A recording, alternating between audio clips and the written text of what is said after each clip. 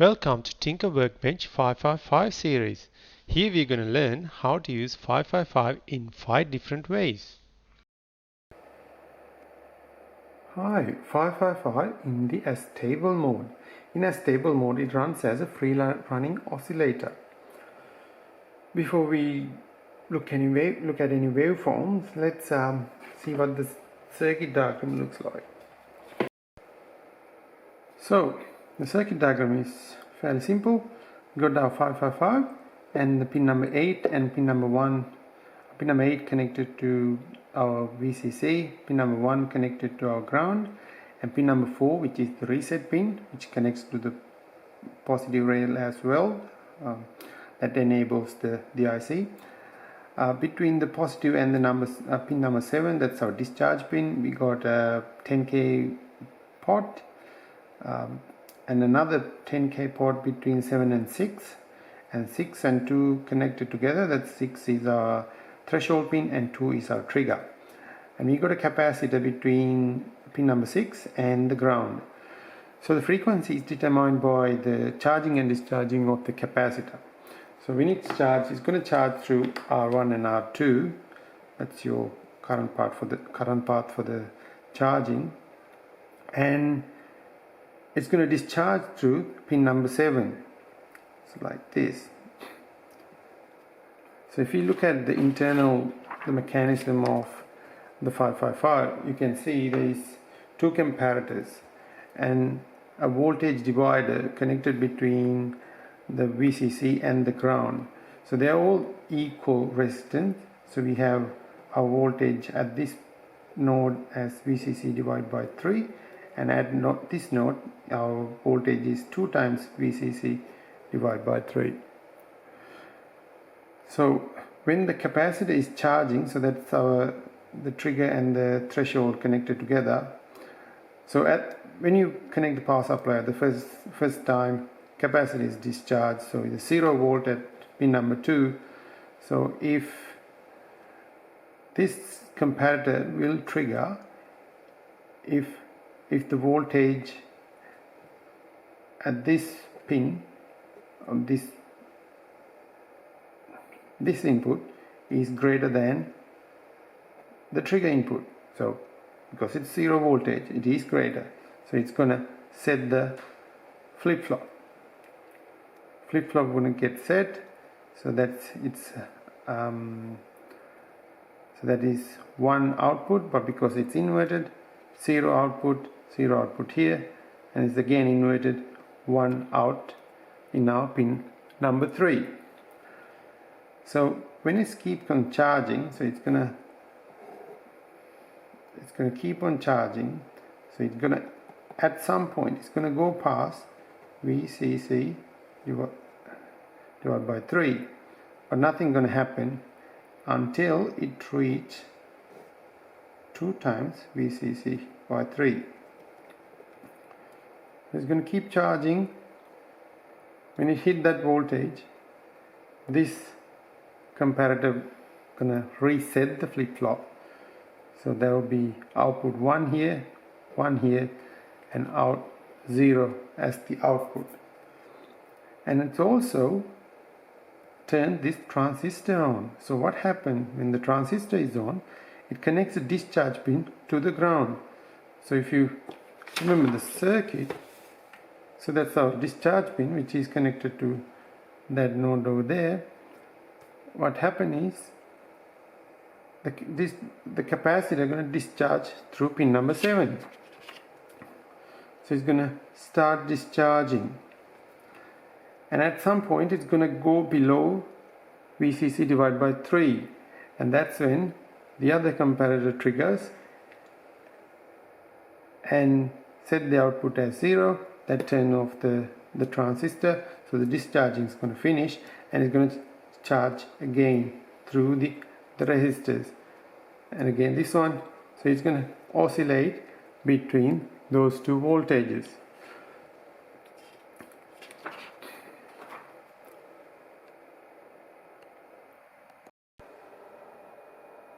Now let's see how the waveforms looks like. Well, the 47 microfarad capacitor is too big for this testing the waveform, so I'm going to replace with the 0.47 mic capacitor. So you probably won't see now the LED is solid, but it's not actually. It's blinking really fast. Let's see what the waveforms. Connect the ground there. Connect the pin. Alright. Let's adjust this time scale. There we go. So that's our output. So it's gonna vary between the 0 and 5 volts. So we got frequency at 102 Hertz.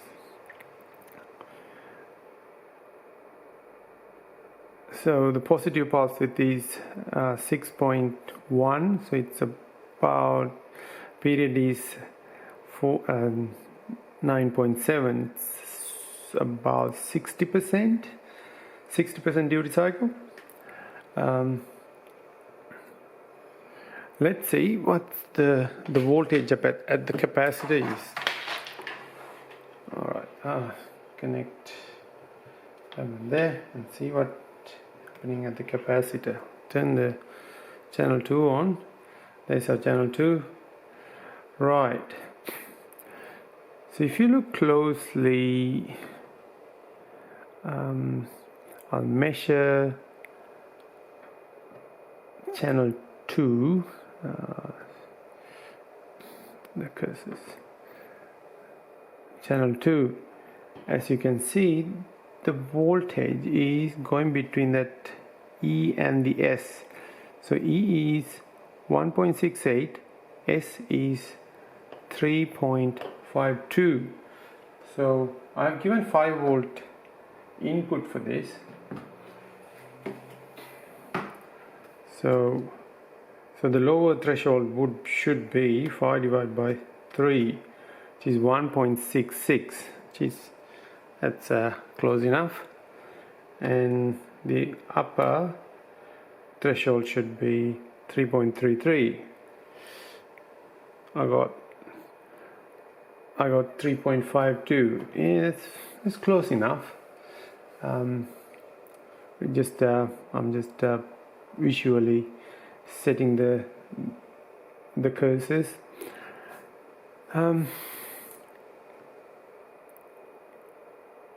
But as you can see, when the capacitor is charging, our output is high. When the capacitor is discharging, our output is low. Let's see what happens when we turn the pots, the trim pots, and see what happened to the waveform. So the R2 at the moment, which is at the highest value, which is at 10K. Let's lower that, and that's our frequency, which was 100, almost 100 Hertz before. It's already gone to 113. Keep an eye on that. So I'm reducing the resistance of R2. It's increasing the frequency, but look what happened to the duty cycle. So if you go back to the measuring, not that.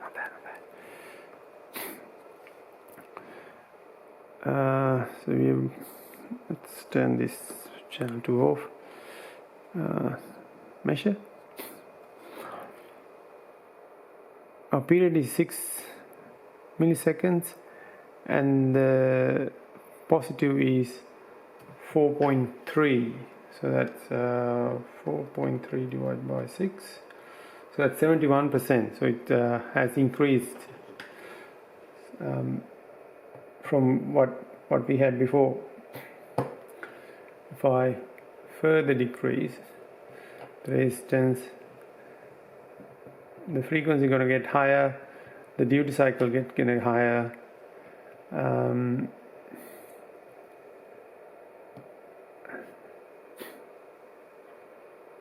even the oscilloscope having trouble figuring out the frequency now.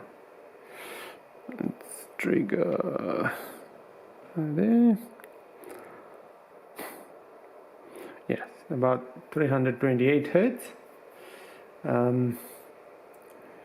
Yeah, duty cycle is almost equal to 100%. Can go even further. Okay, that's the lowest I can go with that trim pot. That's the frequency. So the pulse width positive time is almost same as the period. Let's go the other way. Rather than I'm turning the whole thing, I'll just flip this around. So that's the highest. Let's turn the other resistor, the R1, and see what happens when I turn R1. So again I'm reducing R1, which seems to have a less effect of the frequency, but still I'm reducing the R1 and the frequency going down as well.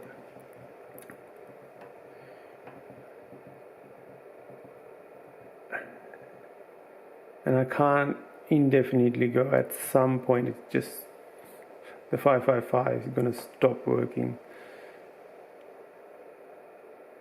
Okay, still working. Yeah, about there. Let's find out what that resistance is. Let's get out multimeter.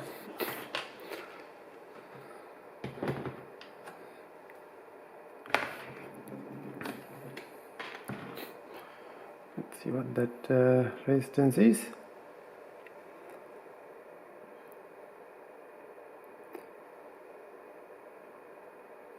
Nope, that's me short circuiting.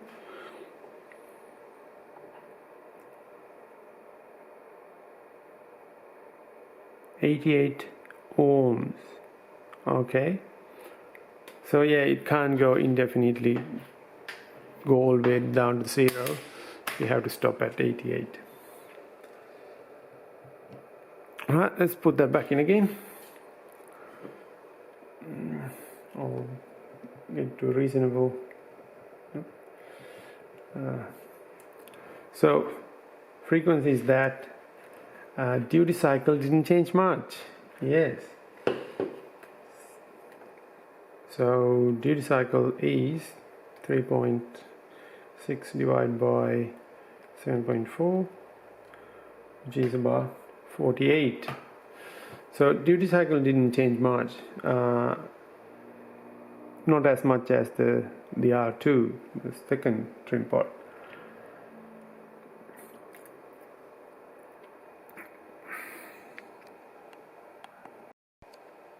So that's still good enough to blink an LED or even make an audio out of like a tone generator from 555. Okay, I just connected a little buzzer, took my 1K resistor and the LED off. That's what that before. Took them off. Got a little piece of buzzer. Series with a little capacitor. I think it's a tin mic. Yeah, let's see what it sounds like. Sounds not great. It's still 100 odd hertz, so it would be nice about 200. Maybe change the capacitor and see. Take that off. There we go. So simple tone generator out of 555 running in astable mode. I really want to change the duty of that output signal we had before. We couldn't go past beyond 50% of the duty cycle. We couldn't go below that. So yeah, I did a bit of modification to the circuit to get that, tap into that lower, get a lower duty output from the 555, and let's see what I've done. So this is the modification I've done. I got two 1N4148 jelly bean diode arranged in that way.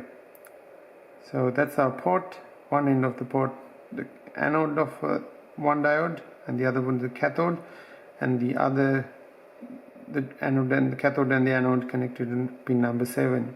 So what happens is, when the capacitor is charging, which is the time correspond to the on part of the output, so that's going to happen through that diode, and whatever the portion of that the trim port. So that's our charging part. And when it's going to discharge, it's going to discharge through the other portion of the trim port. So these two separate resistors effectively going to contribute to the charging and the discharging. But this one is still there. I can set it to the lowest that we found out. So the effect of that resistor to the charging time is minimum. So I also changed the capacitor to 0.1 mic. Got my LED. Hopefully we'll be able to see the brightness changing from the LED.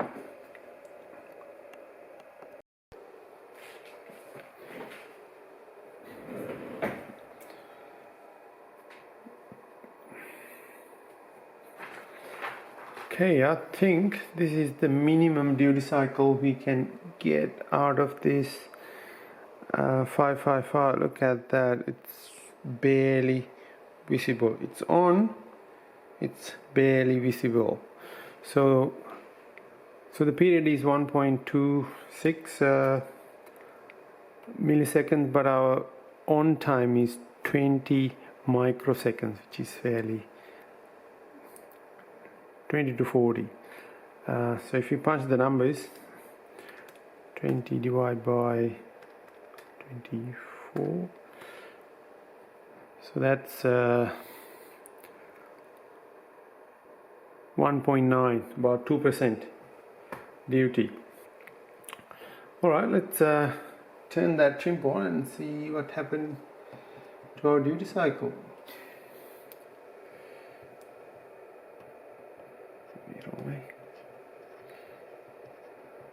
No, change that to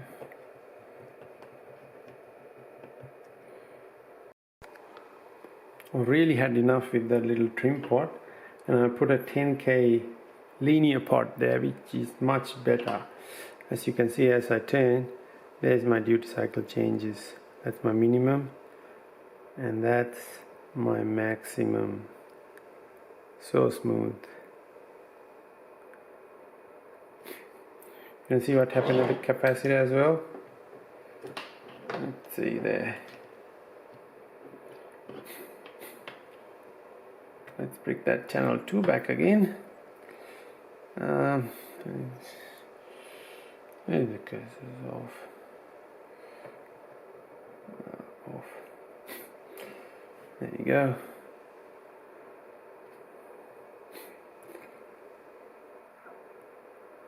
This charging is very instantaneous.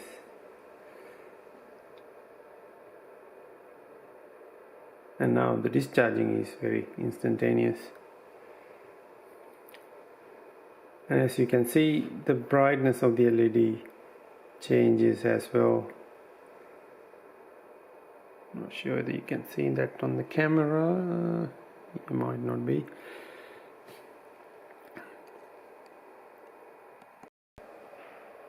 Okay, I changed the circuit again. Let's see how I have changed it. Okay, so instead of that single LED I had, I replaced that with a MOSFET. I got this IRF 840 lying around in my box, and I found that LED light bar in the garage. So I got my light bar connected there to the drain, between the drain and the positive rail. The source is connected to the negative, and my gate is connected to the gate of the MOSFET, connected to the output pin through 1K, and also put another 1K between the gate and the ground, so it discharges the gate capacitor. Alright, so that's it. Let's see how it works.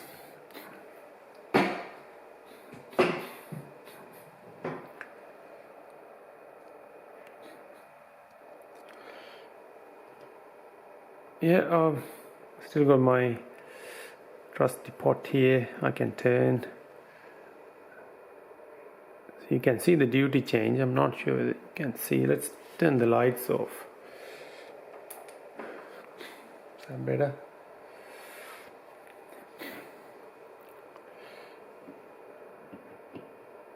Yeah. See, that's the maximum brightness at the highest duty cycle. And if I bring the duty down, okay, so that's the lowest duty I can get to. The light bar is still lit. Yeah, so before we couldn't get to 0% of the duty, so that's enough for the light bar to keep on. But yeah, we can get fairly good range. It's fairly bright, the highest. So there, we made a LED dimmer, LED light bar dimmer using the 555.